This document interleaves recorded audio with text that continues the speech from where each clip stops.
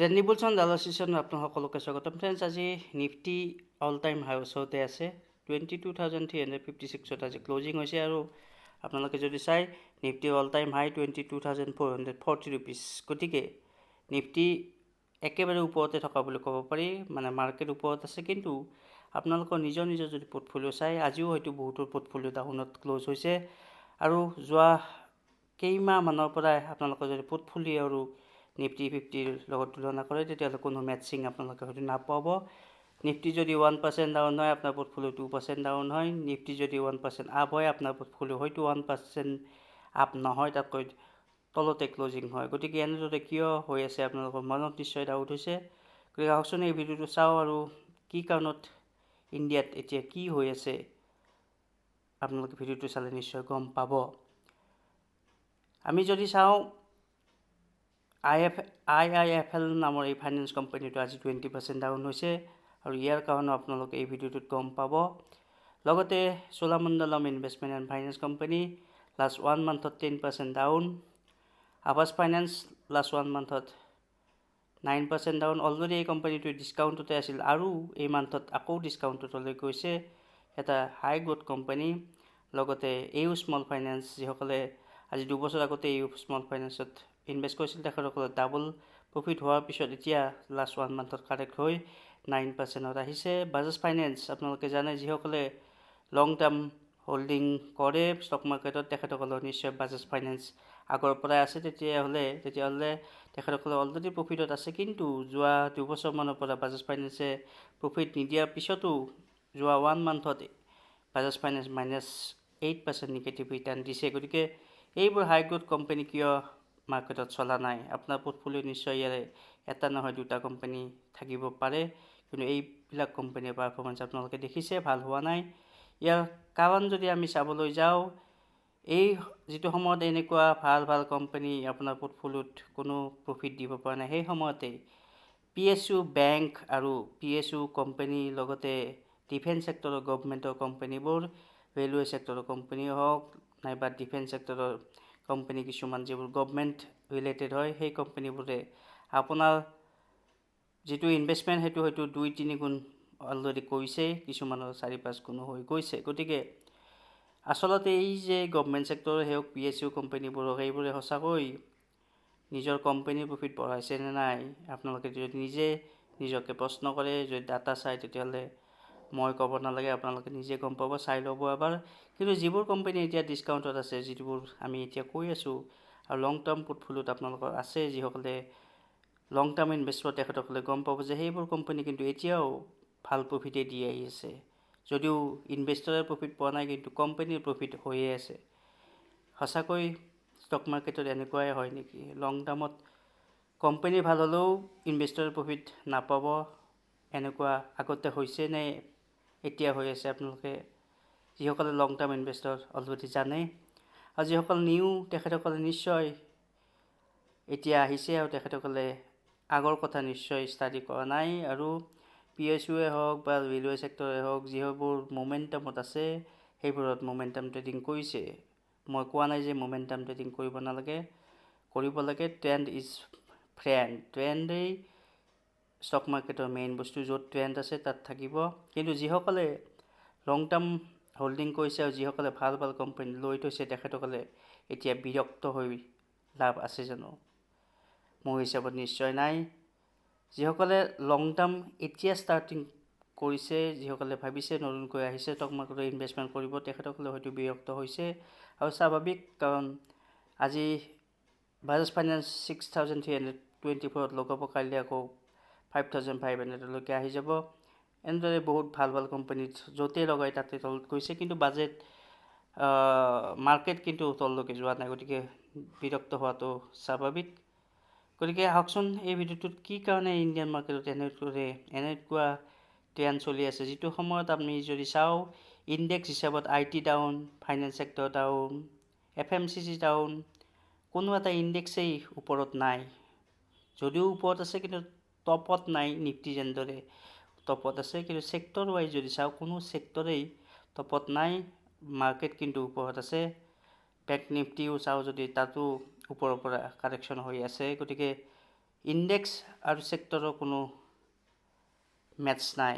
Normally এটা ছেক্টৰৰ ওপৰত থাকিলে আন এটা ছেক্টৰ ডাউনত থাকে, আন এটা ছেক্টৰত আপ হ'লে আকৌ সেই আগৰ ছেক্টৰটো ডাউনত যায়। এনেদৰে ছেক্টৰ ৰোটেশ্যন আমি হোৱা দেখা পাইছোঁ, আমাৰ লং টাৰ্ম অভিজ্ঞতাৰ পৰা কৈছোঁ। কিন্তু এতিয়া যদি চাই ছেক্টৰ ৱাইজ কোনো ৰোটেশ্যন নাই, কোনো ছেক্টৰে ওপৰলৈকে যোৱা নাই। তথাপিতো যিবোৰ গভমেণ্ট ছেক্টৰ বা গভমেণ্ট ৰিলেটেড PSU সেইবোৰ কিন্তু ওপৰত আছে। স্পেচিফিক ষ্টকৰ কথা কৈছোঁ। এতিয়া আহিছোঁ কিছুমান ৰিচেণ্ট নিউজৰ ওপৰত ভিত্তি কৰি আমাৰ কিছু মন্তব্য দিবলৈকে। আজি SBI ৰিকুৱেষ্ট কৰিছে সুপ্ৰিম কোৰ্টক। কি ৰিকুৱেষ্ট কৰিছে? তেখেতসকলে ডেডলাইন এক্সটেণ্ড কৰিব বিচাৰিছে। ইলেক্টৰেল বণ্ড ৰিলেটেড যিটো নিউজ আহিছিল, আপোনালোকে কেইদিনমান আগতে পাইছিল 15 ফেব্ৰুৱাৰী, আৰু তাত কৈছিল যে ইলেক্টৰেল বণ্ডৰ যিটো স্কিম সেইটো আনকনষ্টিটিউচনেল। গতিকে সুপ্ৰিম কোৰ্টৰ অৰ্ডাৰ মতে SBIক কৈছিল যে আপোনালোকে যিসকলে ইলেক্টৰেল বণ্ড দিছে তেখেতসকলৰ লিষ্ট লাগে। কিন্তু আজি তেখেতসকলে SBI জুনলৈকে এক্সটেণ্ড কৰাৰ কাৰণে ৰিকুৱেষ্ট পঠাইছে। আৰু কিয় পঠাইছে আপোনালোকে জানে, ইলেকশ্যন আহি আছে, মনত ৰাখিব, জাষ্ট হিণ্ট দিছোঁ। আন এটা নিউজ, এইটো 2 জানুৱাৰী 2024, আৰু তেতিয়া এটা নিউজ আছিল। কি news? Dividends can only be declared for financial year if the net non-performing asset ratio is less than 6%. যিবোৰ বেংকিং ছেক্টৰ বা RBIৰ লগত ৰিলেটেড ছেক্টৰ, সেইবোৰ ছেক্টৰক ডিভিডেণ্ড দিবলৈকে কিছু হকাবদা কৰিছে। তেখেতসকলে 6%ৰ তলত যদি NPA আছে তেতিয়াহ'লে চাব দিছে। বাকী এইটো এটা নিউজ আছিল, গতিকে ইয়াৰ এফেক্ট বেংকিং ছেক্টৰত নপৰা নহয়। নেক্সট আন এটা নিউজ, এই নিউজটো আহিছিলে যোৱা বছৰ শেষত। RBI tighten consumer lending norms, asks banks NBFC to set aside higher capital buffer. নৱেম্বৰত যিটো 2020ত অহা নিউজ, এই নিউজটো অহাৰ পিছতেই ফাইনেন্স ছেক্টৰ মানে বেংকিং ছেক্টৰ কিছু থমকি ৰ'বলগীয়া হৈছিল, আৰু হ'বই। কাৰণ RBI যিটো আটাইতকৈ ডাঙৰ ৰেগুলেটৰী অৰ্গেনাইজেশ্যন, যিটোৱে ইণ্ডিয়ান ফাইনেন্স ছেক্টৰ চাই, তেখেতসকলে যেতিয়া হকাবদা কৰে, আৰু নিশ্চয় তেখেতসকলে কৰিবই, কিছুমান প্ৰব্লেম পাইছে, এই প্ৰব্লেমবোৰ তেখেতসকলে চালি জাৰি চাই এতিয়া এই বেংকবোৰক কিছু হকাবদা কৰিছে। কিন্তু এইখিনিতে এটা প্ৰশ্ন হয়, যিটো সময়ত প্ৰাইভেট ছেক্টৰৰ বেংক ডিছকাউণ্টত আছে, সেই সময়তেই SBIৰ নিচিনা PSU যিটো আজি 2 বছৰৰ পৰা বা 3 বছৰৰ পৰা কোনো ৰিটাৰ্ণ দিয়া নাছিল, সেইটো ডাবল কেনেকৈ হ'ল? বা PNB হওক, BOB হওক, ইণ্ডিয়ান অভাৰচিয়াৰী বেংক হওক, এইবোৰ অলৰেডি ডাবল ট্ৰিপল হৈ গ'ল। কিন্তু আগৰ পৰা যিবোৰ প্ৰাইভেট ছেক্টৰ বেংকে ইনভেষ্টৰক প্ৰফিট দি আহিছিল, আৰু এতিয়াও যিবোৰ প্ৰাইভেট ছেক্টৰৰ বেংকে নিজৰ বিজনেছ ভাল কৰি আছে, কোৱাৰ্টাৰ ৰিজাল্ট ভাল, ইয়াৰলি ৰিজাল্ট ভাল, তথাপিতো সেইবোৰ কোম্পানী ডাউন কিয় গৈছে? এইখিনিতে আকৌ ইলেকশ্যনৰ অকণমান হাৱা বতাহ লগা যেন লাগিছে গভমেণ্ট ছেক্টৰৰ সকলো কোম্পানীৰ ওপৰত। প্ৰাইভেট ছেক্টৰৰ কোম্পানী ডাউন। ভাবি চাব কিয়? সকলো কথা কৈ দিয়া নাযায়, আপোনালোকে নিজে নিজে ভাবি চাওক। আন এটা নিউজ, এইটো নিউজ 5 মাৰ্চ 2024, আজি তাৰমানে যোৱাকালি IIFL নামৰ যিটো ফাইনেন্স কোম্পানী আছে, তেখেতসকলক নতুনকৈ গ'ল্ড লোন নিদিবলৈকে বাধা কৰিছে RBI। তেখেতসকলে কৈছে যে তাত কিছু প্ৰব্লেম দেখা পাইছে। প্ৰব্লেম হয়তো হ'ব পাৰে, নোহোৱা নহয়, আগৰ পৰাও হয়তো প্ৰব্লেম হৈ আছিল। কিন্তু ইলেকশ্যন অহাৰ আগত RBI ইমান এক্টিভ কিয় হৈছে, আৰু হয়তো হ'ব লগা আছে, কিছুমান কথা আছে, আগৰ পৰা হ'ব লাগিছিল, কিন্তু হয়তো লেট হৈছে।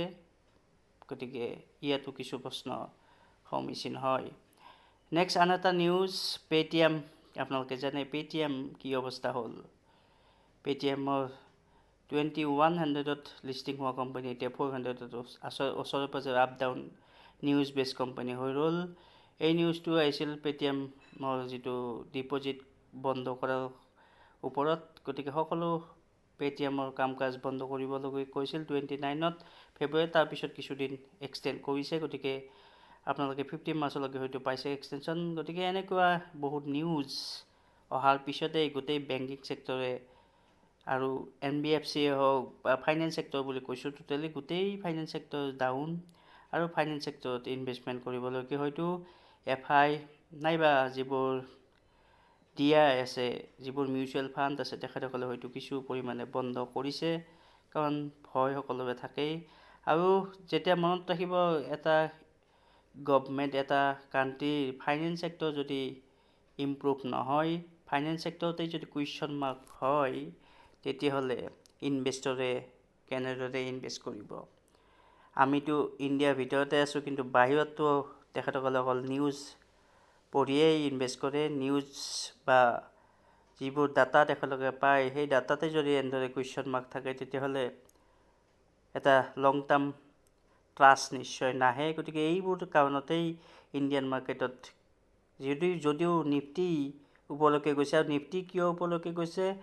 ৰিলায়েন্সে ভাল পাৰফৰ্ম কৰি আছে, ICICI বেংক যিটো বহুত বেছি ৰিজাল্ট ভাল কৰি আছে, সেই কোম্পানীটো অল টাইম হাইতে আছে যদিও তাতকৈ বহুত বেছি ওপৰত যাব লাগিছিল, কিন্তু যোৱা নাই।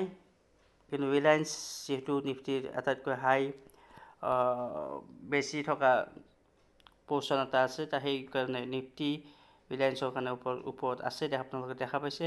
আৰু লাৰ্জ কেপ কোম্পানীবোৰ বহুত দুবছৰৰ পৰা চলাও নাছিল, সেইকাৰণে লাৰ্জ কেপত অকণমান বাইং হৈছে। গতিকে সেইটো নোহোৱা নহয়, লাৰ্জ কেপত বাইং হৈছে, PSUত বাইং হৈছে, ৰেলৱে ছেক্টৰত বাইং হৈছে, যদিও কিছুদিনৰ পৰা অকণমান ডিছকাউণ্ট হৈছে।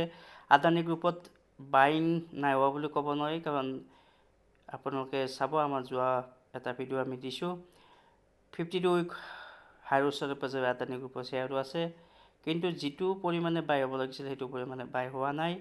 গতিকে এইবোৰৰ কাৰণেই হ'ল যে ফাইনেন্স ছেক্টৰৰ প্ৰব্লেম। লগতে আন এটা প্ৰব্লেম চলি আছে, যিটো প্ৰব্লেম আপোনালোকে হয়তো সকলোৱে জানে, অপেক্ষাত আছে যে ৰেট কাট হ'ব বুলি আমি বহুদিনৰ পৰা শুনি আছোঁ, কিন্তু ৰেট কাট হোৱা নাই। RBIও ৰেট কাট কৰা নাই, যিটো ফেডাৰেল বেংক অফ আমেৰিকা, তেখেতসকলেও ৰেট কাট কৰা নাই, কিন্তু নিশ্চয় হ'ব, আজি হোৱা নাই কাইলৈকে হ'ব।